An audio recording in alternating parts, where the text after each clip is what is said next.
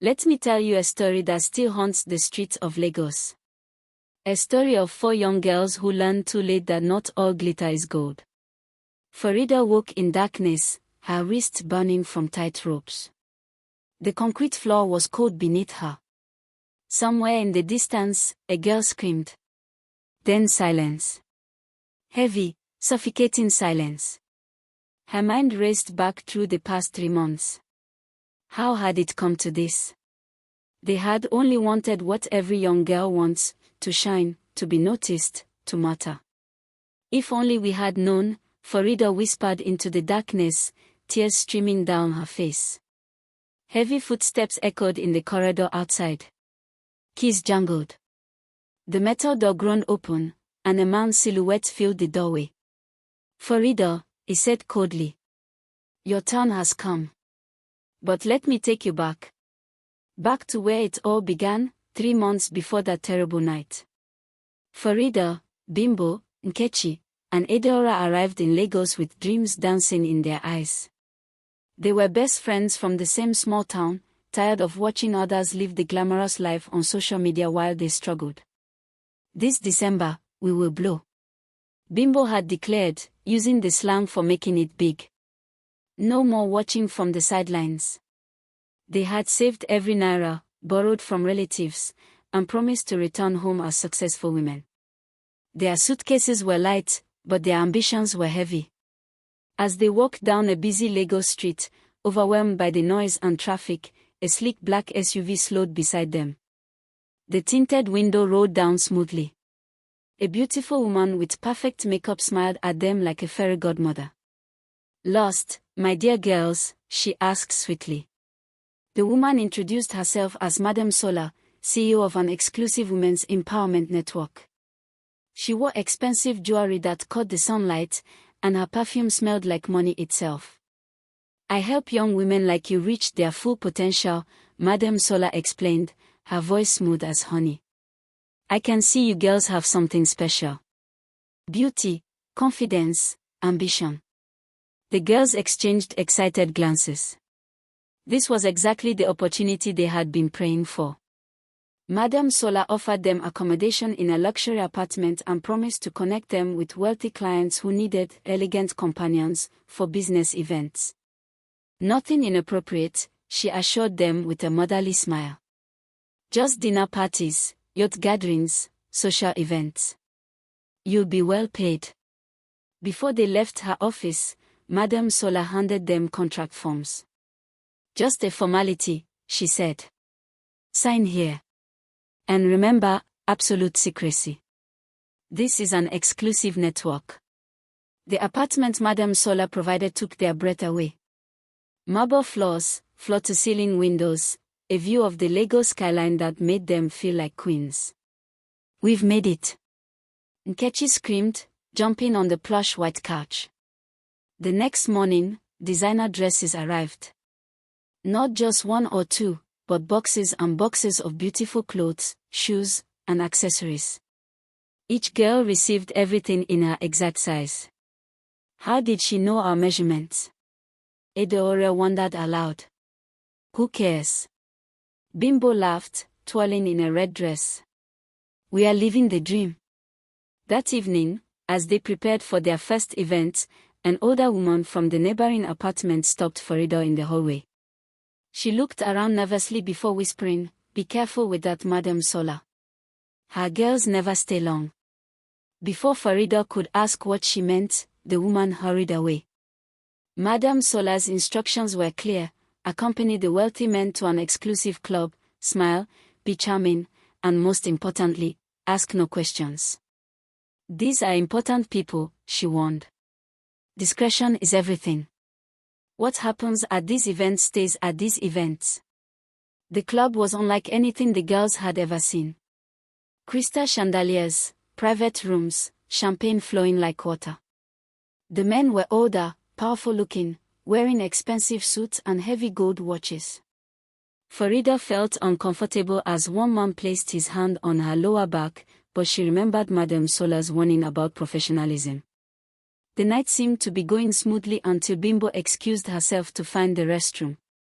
In the dimly lit corridor, she saw something that made her freeze. A young girl, probably their age, was being dragged into a back room by two large men. The girl's eyes were wide with fear, and she was shaking her head frantically. Back at the apartment, Bimbo told the others what she had witnessed. Her hands trembled as she described the frightened girl. "We should tell someone," she insisted. But the others weren't convinced. "Maybe she was just drunk," Nkechi suggested.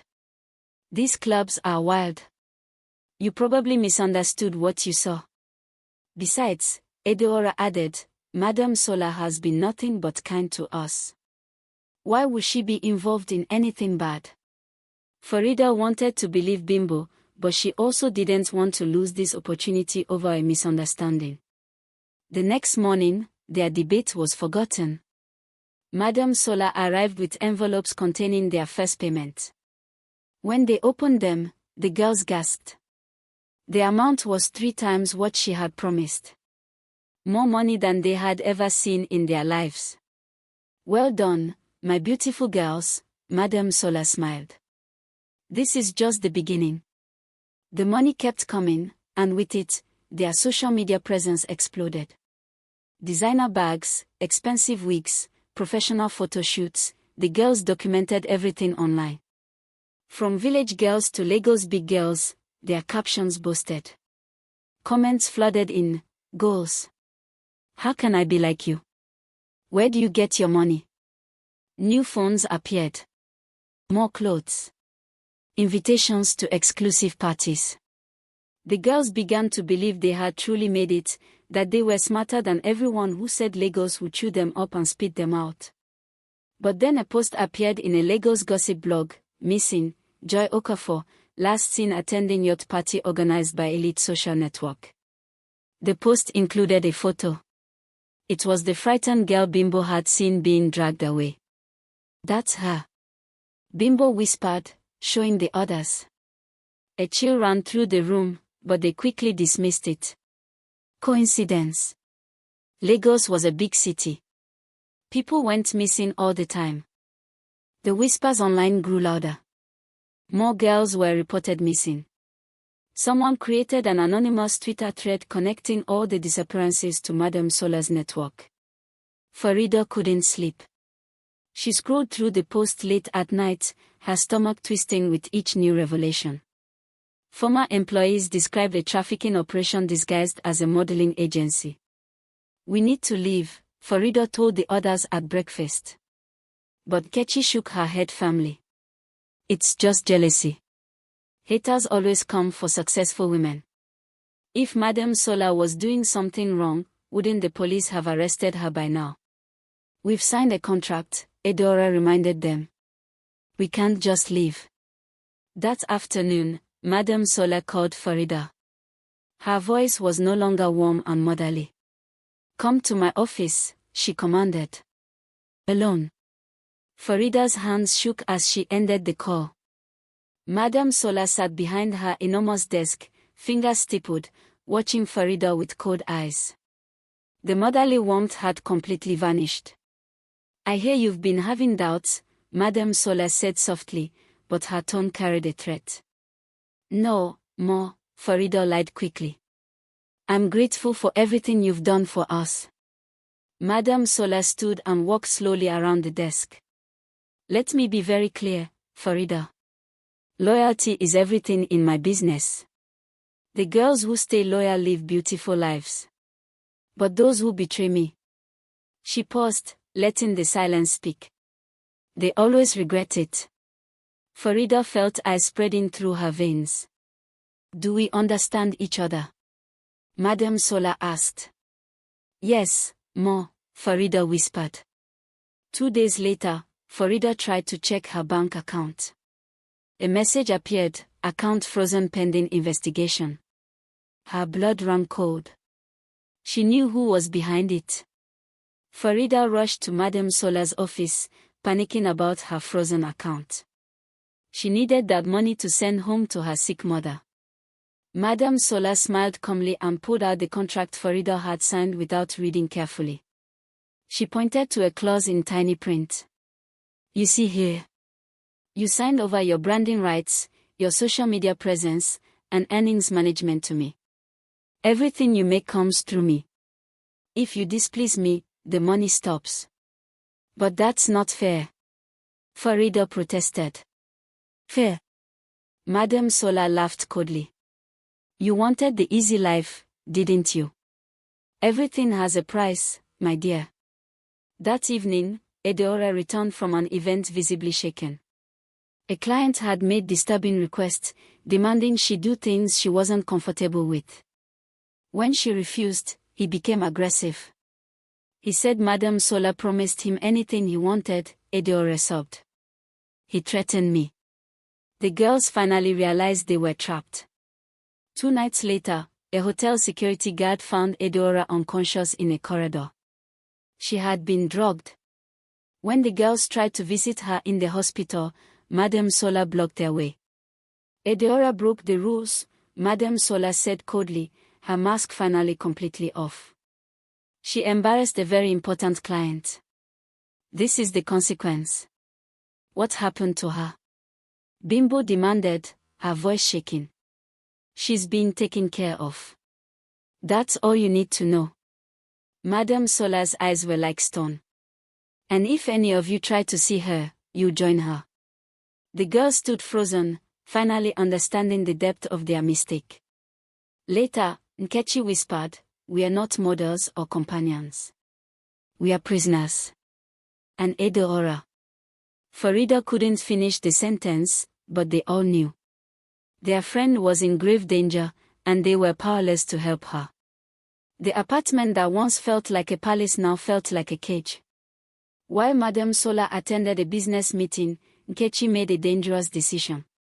She had noticed that Madam Sola always left her study door unlocked when she was away, trusting the guards to keep the girls in line. Someone has to know the truth, Nkechi whispered. Heart pounding, she slipped into the forbidden room. The study was filled with expensive furniture and paintings, but Nkechi ignored everything except the desk. In the drawer, she found a leather ledger. Inside were columns of names, dates, amounts paid, and a final column labeled status. Nkechi's blood turned to ice as she read, Joy Okafor, transferred. Grace Adinuga, transferred. Blessing Musa, transferred. She flipped to the most recent page. There, in fresh ink, Edeora Nwosu, transferred tomorrow. Nkechi's scream caught in her throat. She photographed the pages with trembling hands and ran. The girls raced to the hospital where Edeora had been taken. They pushed past the reception desk, demanding to see their friend. The nurse checked her computer, confusion crossing her face. Edeora Nwosu was transferred this morning by authorized personnel. A private medical transport. Where? Farida demanded. I don't have that information. Her guardian arranged everything. Guardian? Bimbo repeated, her voice hollow. Madam Sola. For a brief moment, the girls tried to convince themselves that Madam Sola had moved Edeora to a better facility, that she was receiving proper care. But as they turned to leave, an older nurse pulled them aside. Her eyes were filled with sympathy and fear. She pressed a folded note into Farida's palm and whispered urgently, she wasn't moved by us. Those men want medical staff. I tried to stop them, but... The nurse's voice broke. I'm so sorry. Madam Sola sent Bimbo on a special yacht date. A very important client specifically requested you, she said. This could be your biggest payday yet. Despite their fears, Bimbo went. The contract controlled everything. Besides, Madam Sola's guards watched their every move now. 24 hours passed with no word from Bimbo. Then 48. The girls were frantic, but Madam Sola dismissed their concerns. She's enjoying the luxury life. Stop worrying. When Bimbo finally returned, she was barely recognizable. Bruises covered her arms. Her eyes were empty, haunted. She couldn't walk properly and flinched at every sound. The girls helped her into bed. Bimbo stared at the ceiling, tears streaming silently down her face. Finally, she whispered the truth that shattered their last illusions. We are not clients, Farida. We are products. They are selling us. That night, the girls made a desperate plan. They would pack their few personal belongings and run while the guards changed shift at dawn. But when morning came and they crept toward the door, two large men blocked their path. Going somewhere, ladies? One asked with a cruel smile. We are under protection, the other added mockingly, until the special holiday event. Madam's orders. They were pushed back inside. The door locked from the outside. All their phones were confiscated except one old device Farida had hidden in her suitcase. Hours later, as Farida stared hopelessly out the window, the hidden phone buzzed. An unknown number. The message read, I know what's happening to you. I can help. But you must come alone. Tonight. 11 p.m. The coffee shop on Allen Avenue. Farida's hands trembled. Was this another trap? Or their only hope? Farida waited until the others fell into exhausted sleep. She climbed through the bathroom window, dropping into the alley below, her heart hammering. At the coffee shop, a young man in his 20s sat in the corner booth. He looked nervous, constantly checking over his shoulder. I'm Michael, he said quickly. I used to work security for Madam Sola. I quit when I understood what she really does. He explained everything. Madam Sola ran a trafficking network targeting desperate girls during Detty December, the holiday season when everyone wanted to show off their success. She lured them with promises of quick money, trapped them with contracts, then sold them to the highest bidders, some local, some international. The police? Farida asked desperately. Paid off. Politicians are clients. She's protected.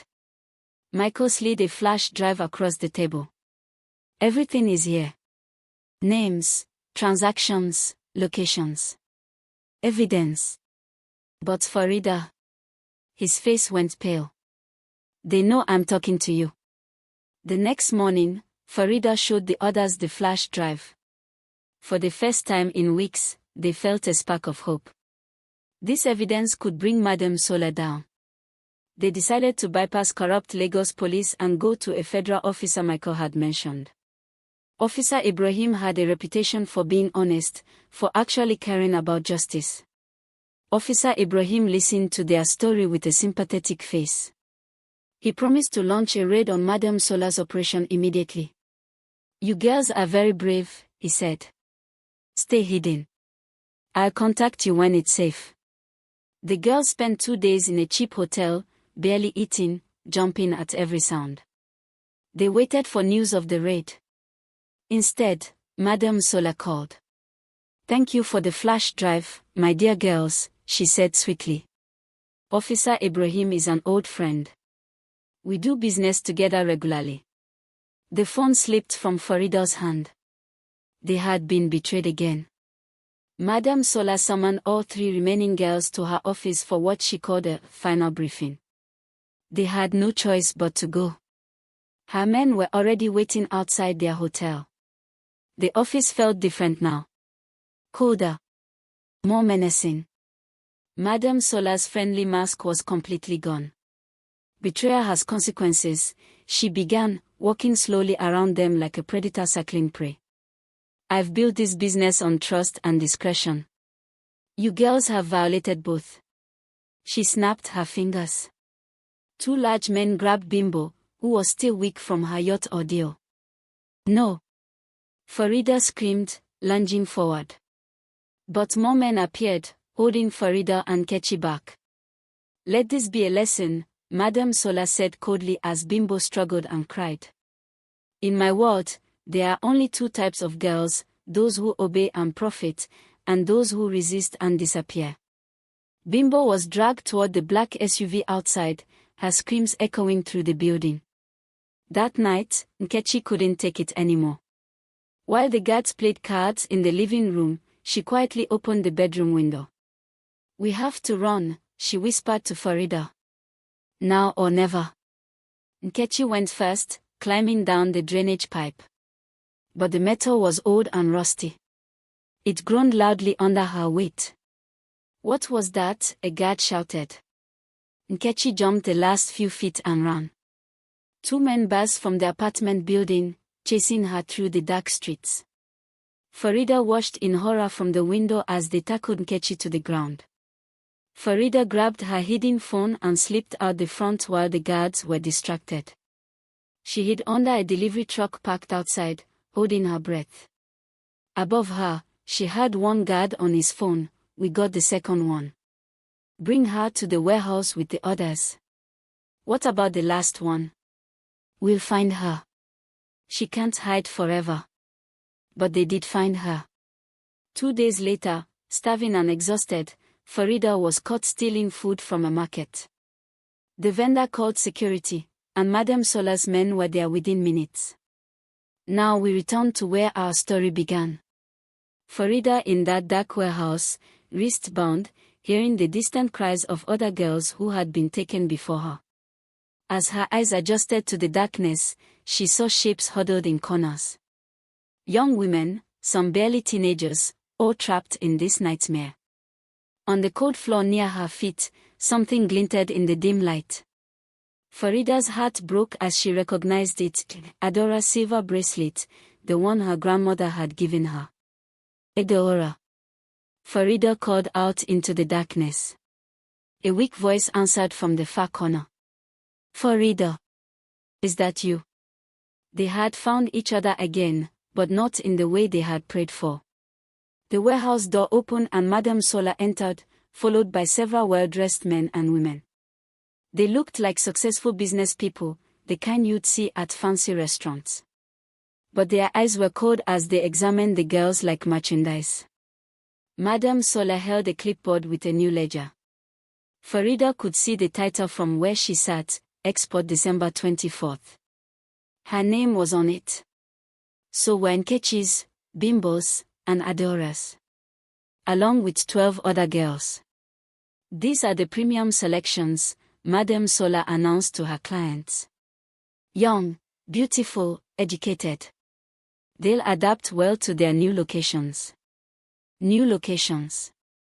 The words made Farida's stomach turn. They were being sold like cattle, shipped to foreign countries where they'd never be found. Then Farida saw something that made her gasp. In the corner, beaten and bloody, Michael, the security guard who had tried to help them. Their last hope was captured too. As Madam Sola discussed prices with her buyers, Farida felt despair crushing her chest. But then she remembered something Michael had told her: the evidence is everywhere. In their arrogance, they've documented everything. When one of the guards bent down to tighten her restraints, Farida suddenly went limp, pretending to faint. The man cursed and loosened the rope slightly, calling for water. In that brief moment of distraction, Farida's eyes locked on a mobile phone sitting on the nearby table, probably belonging to one of the buyers. While everyone's attention was on her unconscious body, she used her loosened bonds to slowly, painfully, inch toward the table. Her fingers stretched, trembling, until they touched the phone. She pulled it to her chest, hiding it under her body. The guard returned with water and threw it in her face. Farida woke up, gasping. No one noticed the missing phone. Throughout the night, while pretending to be weak and defeated, Farida walked on the phone hidden beneath her. She sent the evidence from Michael's flash drive, which she had memorized the key files from, to every major journalist, blogger, and news outlet in Lagos. She added their location, names of the buyers present, and a desperate plea for help. By dawn, Lagos was waking up to the biggest trafficking scandal in years. Blogs exploded. News stations broadcast the evidence. Social media erupted. The faces of Madam Sola and her client network were everywhere. The documents exposed not just the trafficking operation, but the government officials, police officers, and businessmen who had protected it for years. Nigeria's internet broke as everyone shared the story. But in the warehouse, a guard noticed the missing phone. "Who took this?" he shouted, scanning the room. His eyes landed on Farida. Their gazes met. He knew. Outside, they could hear sirens approaching. But were they coming in time? Chaos erupted in the warehouse. Madam Sola screamed orders at her men to move the girls immediately. "Load them in the trucks. We are leaving now." But the guards were panicking, watching their own faces trending on social media. Some of the buyers tried to flee through the back exits. Farida used the confusion to work her restraints completely loose. She freed Michael first, then together they released the other girls. "The door!" Michael shouted, pointing to the main entrance. But Madam Sola blocked their path, holding a weapon. "You've ruined everything," she hissed at Farida. "You stupid, ungrateful girl." Before she could act, a group of her own clients grabbed her. Their protection had vanished now that their crimes were exposed. They needed a scapegoat. "This was all her," one politician shouted, throwing Madam Sola toward the police, who finally burst through the doors. In the chaos, flames erupted. Someone had started a fire to destroy evidence. The girls ran through the smoke, helping each other toward the exit. Police officers caught them as they emerged, wrapping them in blankets while firefighters battled the flames behind them. Cameras flashed everywhere. Journalists shouted questions. But all Farida could see were her friends' faces: Nkechi, Bimbo, Edeora, battered, traumatized, but alive. Madam Sola was led away in handcuffs, still protesting her innocence even as evidence of her crimes played on every screen in Lagos. But the victory was hollow. 2 of the girls from the warehouse didn't make it out of the fire. Others would carry scars forever, physical and emotional. Months later, Farida stood before cameras again, this time sharing their story to warn others. "If only desperation didn't blind us," she said quietly. "If only we knew that every shortcut has a price." Remember this tale. When something looks too perfect, question it. Fast money often hides slow poison. And most importantly, your life, your dignity, your freedom are worth more than any amount of gold. Thank you for watching. I hope you enjoyed this story. If so, please like the video, comment on what you have learned from the video, and don't forget to subscribe to this channel.